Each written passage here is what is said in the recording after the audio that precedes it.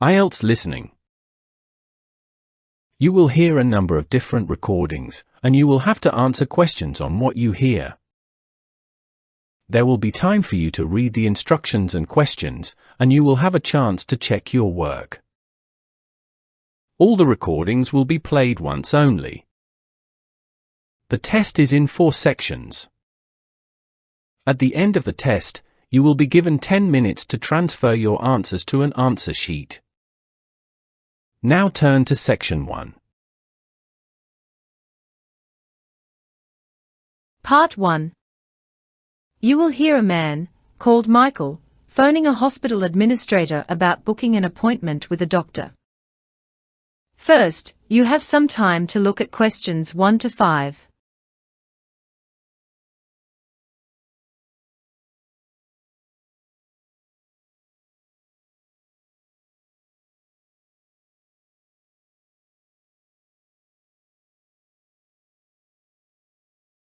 Now listen carefully, and answer questions 1 to 5.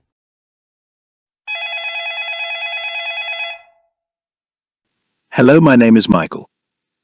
I'm looking to book an appointment with a doctor. Hello, Michael. This is Sarah, the hospital administrator. I'd be happy to help you with that. Can you tell me a bit more about the kind of appointment you need? Sure.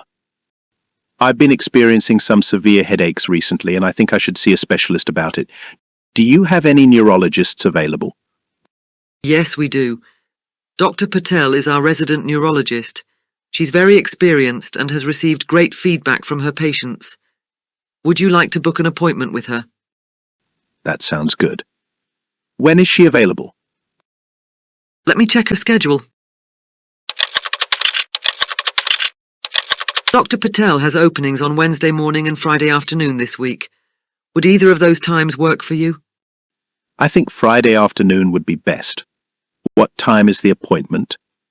She has an opening at 2:30 p.m. on Friday. Should I book that for you? Yes, please.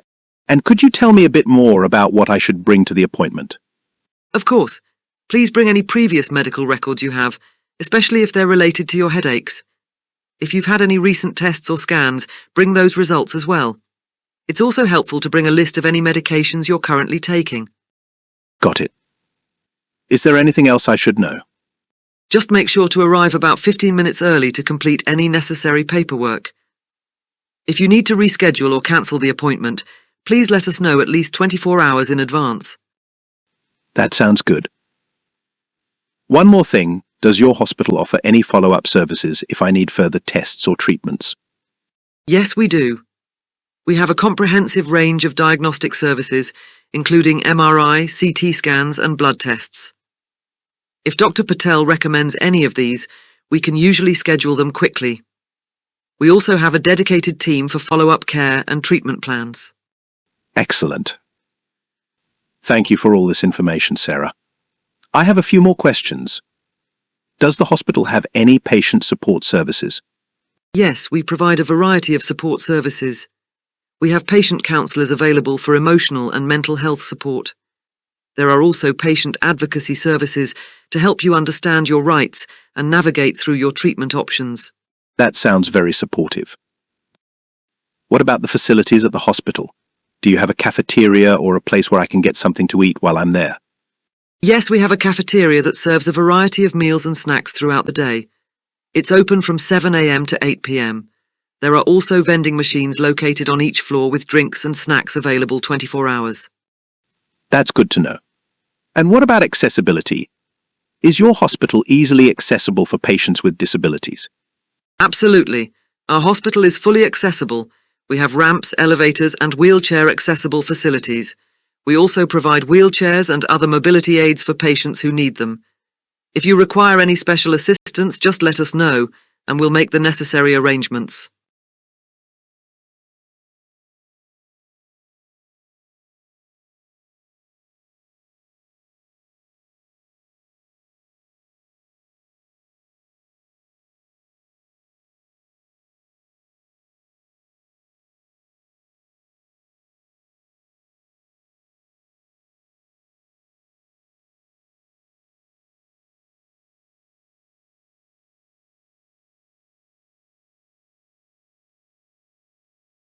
Before you hear the rest of the conversation, you have some time to look at questions 6 to 10.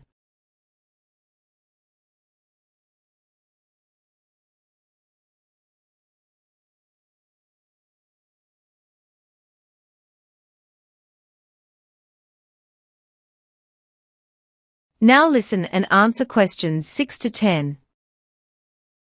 I have a few more questions before my appointment with Dr. Patel. Of course, Michael. What would you like to know? I'm wondering about parking at the hospital. Is there parking available, and do I need to pay for it? Yes, we have a parking lot for patients and visitors.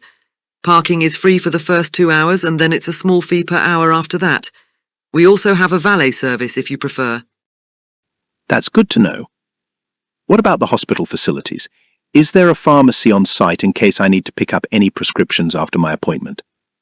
Yes, we have a pharmacy on the ground floor that's open from 8 a.m. to 8 p.m. every day. You can fill your prescriptions there right after your appointment. Perfect. I might need to get some medication. Also, does the hospital have any amenities for patients who might need to stay for an extended period? Yes, we offer a range of amenities for our patients.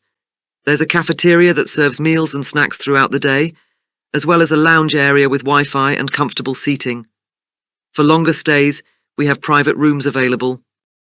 That's very convenient.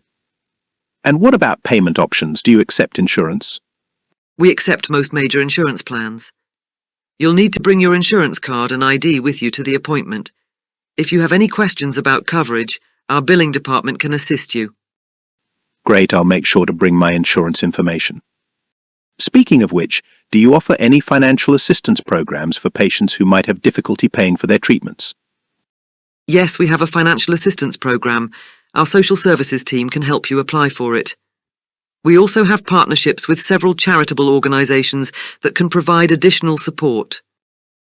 That's really good to hear. I've heard about some hospitals offering wellness programs. Does your hospital have anything like that? Yes, we have a variety of wellness programs, including yoga and meditation classes, nutrition workshops, and fitness challenges. These programs are designed to promote a healthy lifestyle and are open to all community members. I'm very interested in the yoga and meditation classes. Do you have details about the schedule? Yes, we have yoga classes every Monday and Wednesday evening, and meditation sessions on Tuesday and Thursday mornings. All classes are held in our wellness centre, and we provide all the necessary equipment. That's perfect. I'm looking forward to joining those classes. Thank you so much for all the information, Sarah. It has been very helpful.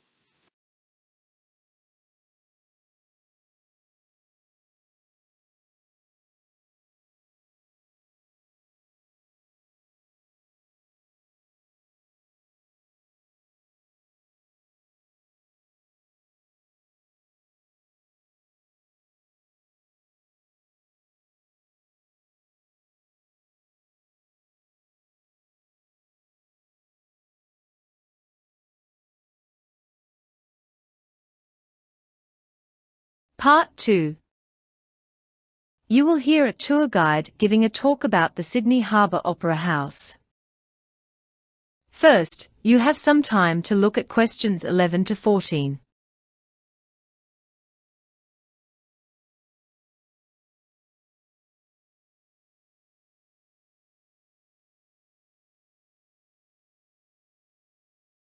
Now listen and answer questions 11 to 14. Welcome everyone to the Sydney Harbour Opera House, one of the most iconic buildings in the world. This stunning piece of architecture, which was officially opened in 1973, stands proudly on Bennelong Point and has become a symbol of both Sydney and Australia. The Opera House was designed by Danish architect Jørn Utzon, who won an international design competition in 1957. His innovative design, characterised by its series of white sail-like shells, was selected from more than 230 entries. Despite facing numerous challenges and delays, Utzon's vision resulted in a structure that is now recognised as a masterpiece of modern architecture. The unique sail-like design of the roof was inspired by the natural elements of the harbour and the sails of ships, reflecting Sydney's strong maritime history. Construction of the Opera House began in 1959 and was originally estimated to take 4 years and cost $7 million. However, the project faced many technical and financial challenges, which led to delays and cost overruns. The construction ended up taking 14 years and costing $102 million, a substantial increase from the initial budget. Despite these challenges, the final result was well worth it. The Opera House was formally opened by Queen Elizabeth II on October 20th, 1973, and has since hosted some of the world's greatest performers and productions. The Opera House consists of multiple performance venues, including the Concert Hall, which seats 2,679 people, the Joan Sutherland Theatre, the Drama Theatre, the Playhouse, and the Utzon Room. Each venue is designed to provide the best possible acoustics and viewing experience for a wide range of performances, from opera and ballet to theatre and concerts.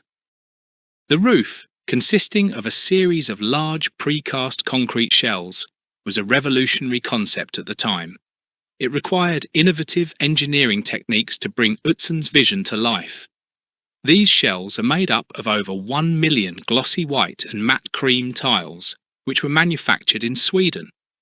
They not only add to the aesthetic appeal, but also serve practical purposes, such as reflecting sunlight and keeping the interior cool.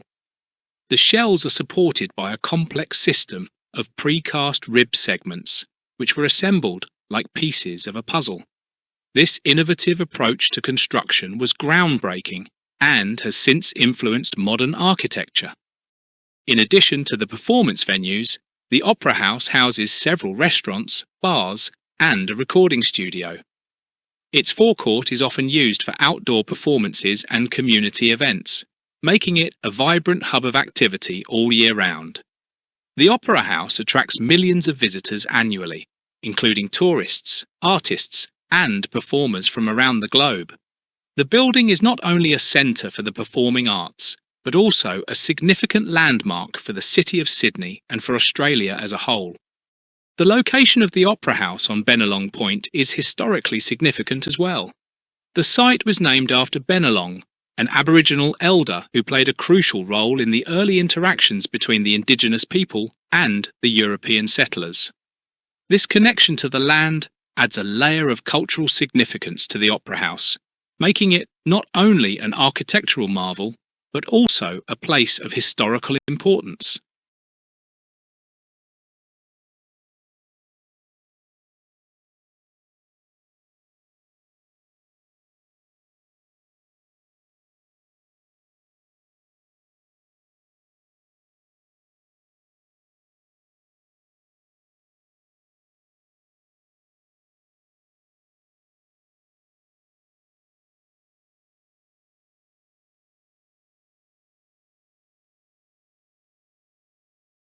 Before you hear the rest of the talk, you have some time to look at questions 15 to 20.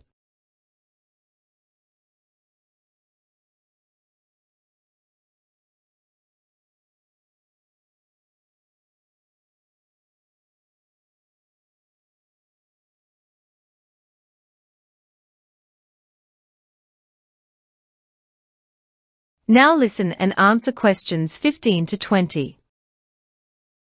Now, let's continue our exploration of the Sydney Harbour Opera House by moving inside. As we enter, you'll notice the stunning foyer, which features large glass walls that offer breathtaking views of the harbour and the Sydney Harbour Bridge. The interior design is just as impressive as the exterior, with the use of high-quality materials like white birch wood and pink granite. The juxtaposition of these materials creates a sophisticated yet inviting atmosphere, showcasing the attention to detail that went into every aspect of the building's design. The Concert Hall, the largest venue within the Opera House, is renowned for its excellent acoustics and majestic pipe organ, which is the largest mechanical tracker action organ in the world, with over 10,000 pipes.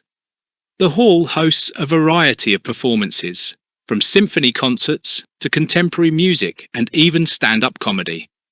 The acoustics are so finely tuned that a pin drop can be heard from the stage to the furthest seats. This has made the concert hall a favourite among both performers and audiences, offering an unparalleled auditory experience. Next, we have the Joan Sutherland Theatre, named after the famous Australian opera singer. This venue is primarily used for opera and ballet performances and has a seating capacity of 1,507. The theatre is designed to enhance the acoustics for vocal performances, making it a favourite among opera singers. The seating is arranged in a traditional horseshoe shape, which brings the audience closer to the performers and enhances the intimacy of the experience. The stage is equipped with state-of-the-art technology, including a versatile fly system that allows for quick and seamless set changes, contributing to the overall magic of live performances. In addition to these major venues, the Opera House also has the Drama Theatre, the Playhouse, and the Utzon Room. The Drama Theatre, with a seating capacity of 544, is used for plays and smaller productions, while the Playhouse, which seats 398, is a more intimate space often used for experimental theatre and smaller performances. The Utzon Room, named in honour of the building's architect, is a multi-purpose space used for various events, including small concerts, meetings, and receptions. This room features a beautiful tapestry designed by Utzon himself, adding a personal touch to the space and making it a fitting tribute to the architect's legacy. The Opera House also offers a variety of tours for visitors. The standard tour provides a comprehensive overview of the building's history, architecture, and its various performance venues. For those interested in the behind-the-scenes aspects, there's the backstage tour, which offers a unique glimpse into the areas normally off-limits to the public, including the dressing rooms and rehearsal spaces. These tours are led by knowledgeable guides who share fascinating stories and insights about the Opera House, enhancing the visitor experience. The Opera House's location on Bennelong Point also adds to its allure. The site was named after Bennelong, an Aboriginal elder who played a significant role in early relations between the indigenous people and European settlers. The location provides stunning views of Sydney Harbour, making it a perfect spot for this iconic structure. The surrounding area has been developed into a beautiful public space, featuring landscaped gardens, walking paths, and seating areas where visitors can relax and take in the scenery. The Opera House is not just a venue for performances, it is also a place for community engagement. It hosts a variety of educational programs, workshops, and tours aimed at people of all ages. These programs are designed to foster a deeper appreciation of the arts and the building itself. For instance, the Opera House runs a series of initiatives for school children, introducing them to the world of performing arts through interactive workshops and live performances. There are also programs for adults, including masterclasses, panel discussions, and behind-the-scenes tours that delve into the intricacies of theatre production. The Opera House has also embraced modern technology to enhance its offerings. It has developed a digital arm, offering live streams and on-demand content of its performances, allowing people from around the world to experience the magic of the Opera House. This initiative has been particularly valuable during times when travel is restricted, ensuring that the arts remain accessible to everyone.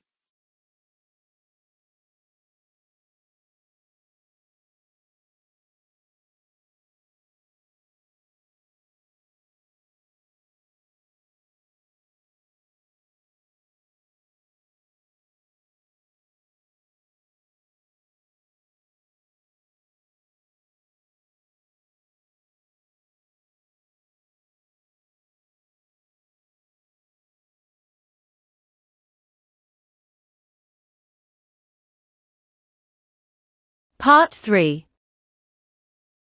You will hear a conversation between two students discussing a project they have to finish. First, you have some time to look at questions 21 to 26.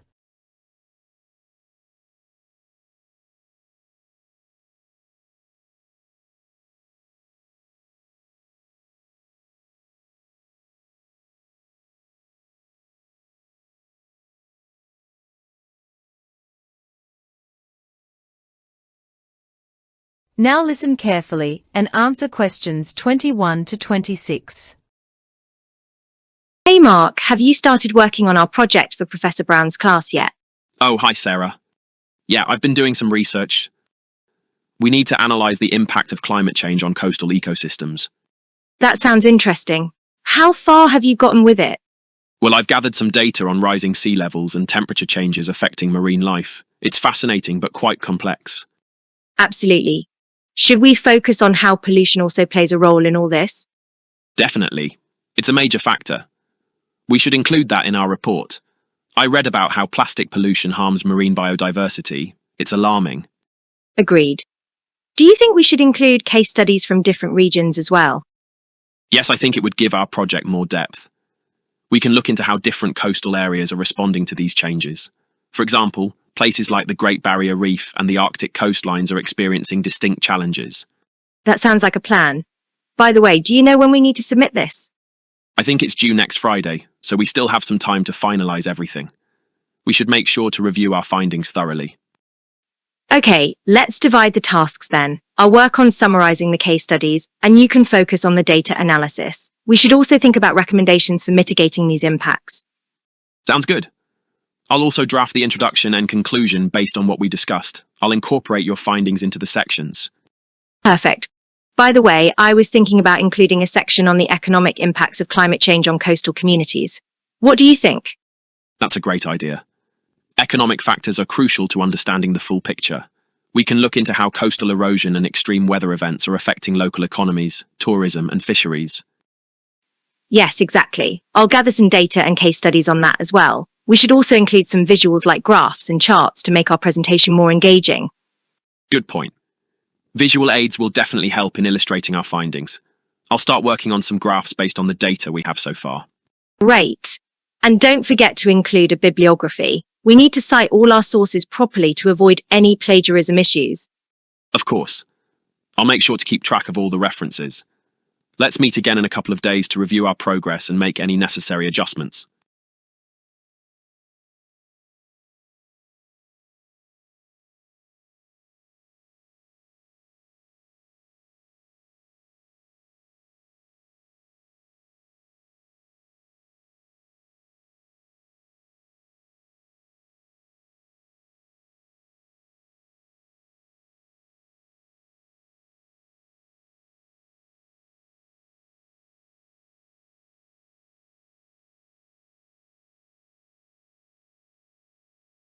Before you hear the rest of the conversation, you have some time to look at questions 27 to 30.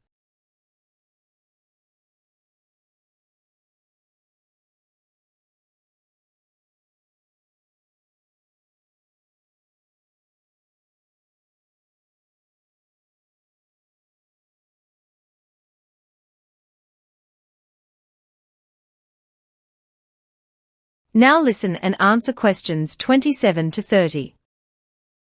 Mark, one more thing. Should we also consider how climate change impacts different ecosystems along the coast? Absolutely, Sarah. It's crucial to see the broader picture, especially how rising sea levels affect habitats and biodiversity. The Arctic and Pacific Islands are showing significant changes. That makes sense. I'll make sure to include that aspect in the case studies I'm summarising. It's essential to look at the specific challenges faced by these ecosystems. And I'll look into specific examples from regions facing severe coastal erosion due to climate change, like the Gulf Coast and parts of Southeast Asia. Good idea. By the way, do you think we should include any recommendations for mitigation strategies in our conclusion? Definitely. We can propose some practical steps that communities and governments can take to protect coastal ecosystems in the face of these challenges. Education and policy change will be crucial. Mark, I read about how rising sea levels are affecting coastal communities in the Maldives and other low-lying regions. That's right.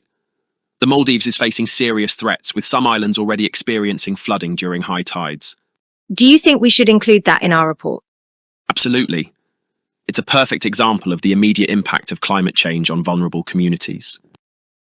Okay, I'll add that to the section on case studies. What do you think about discussing the role of international agreements in addressing climate change? That's a good point. We can highlight how agreements like the Paris Agreement are essential for global cooperation on reducing greenhouse gas emissions. Great. I'll look into the specifics of these agreements and their impact on coastal ecosystems. And we should definitely include visuals like maps and charts to make our points clearer. I've found some useful resources online that we can use. Fantastic. I'll start drafting the case studies and you can work on the data visualization. Let's meet again on Wednesday to review our progress and make sure we're on track.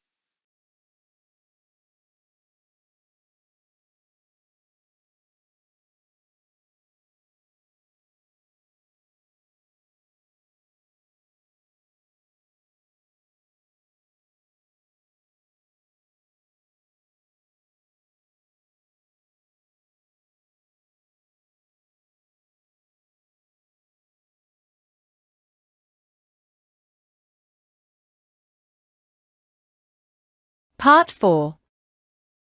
You will hear a university lecture about an endangered gorilla species in the Virunga Mountains. First, you have some time to look at questions 31 to 36.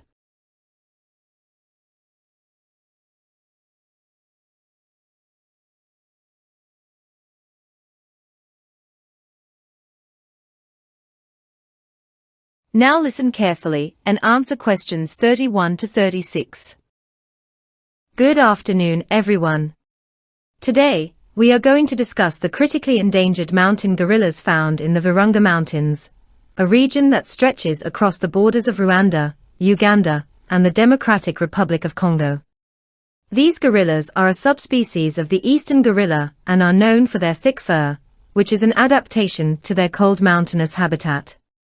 Firstly, let's talk about the habitat of these gorillas. The Virunga Mountains are a chain of volcanoes in East Africa. The region's dense forests provide a home to these majestic creatures. These forests are rich in biodiversity, with a variety of flora and fauna that support the gorilla's diet and way of life. The altitude of the mountains ranges from 2,500 to 4,500 meters, providing a cool climate that is ideal for the gorillas. Mountain gorillas live in groups, also known as troops, led by a dominant male called a silverback. This silverback is responsible for the safety and well-being of the group, which typically consists of several females and their offspring. The social structure of these groups is quite fascinating, with strong bonds formed between members. Grooming is a common activity that helps strengthen these bonds and maintain the health of the gorillas by removing parasites. The diet of mountain gorillas is primarily herbivorous. They feed on leaves, stems, fruit, and bamboo shoots. However, their diet can vary depending on the season and the availability of food. Because of their large size, adult gorillas need to consume a significant amount of food each day to maintain their energy levels. Unfortunately, mountain gorillas are critically endangered due to several factors. One major threat is habitat loss caused by human activities such as agriculture and deforestation. As humans encroach on their habitat, the gorillas are forced into smaller, isolated areas, which makes it difficult for them to find food and mates. Additionally, poaching and illegal wildlife trade pose serious risks to their survival. Gorillas are hunted for their body parts, which are used in traditional medicine and as trophies. Conservation efforts are underway to protect these magnificent animals. Various organizations and governments are working together to create protected areas, implement anti-poaching measures, and promote sustainable tourism. One successful initiative has been the establishment of national parks in the Virunga Mountains, where gorilla trekking has become a popular activity. This not only raises awareness about the plight of the gorillas, but also generates revenue that can be reinvested into conservation projects.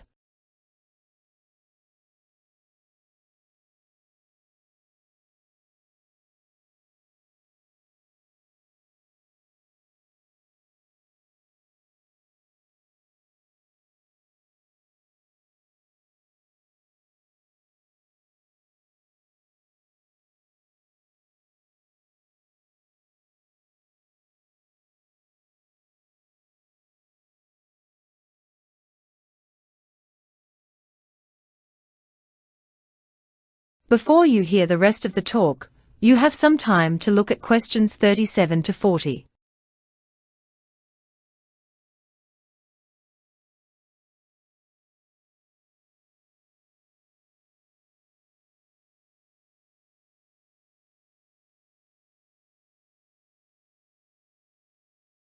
Now listen carefully and answer questions 37 to 40.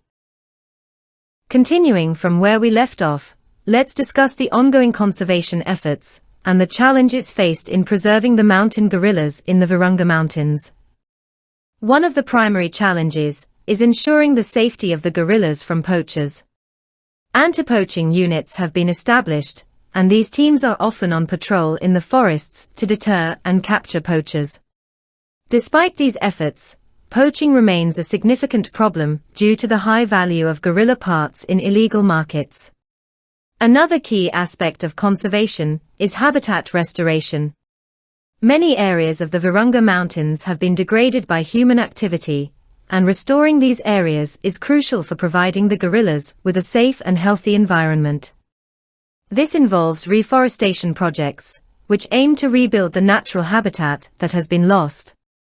Community involvement is also vital for the success of conservation programs. Educating local communities about the importance of gorilla conservation and involving them in conservation activities helps build a sense of ownership and responsibility. This approach has been beneficial in reducing human-wildlife conflicts and promoting sustainable practices. Tourism, particularly gorilla trekking, has played a positive role in conservation. Tourists pay significant fees to see the gorillas in their natural habitat, and this revenue is used to fund conservation efforts. However, tourism must be carefully managed to ensure that it does not negatively impact the gorillas. Strict guidelines are in place to minimize the disturbance to the gorillas and their habitat. Lastly, international cooperation and funding are essential for the success of conservation initiatives.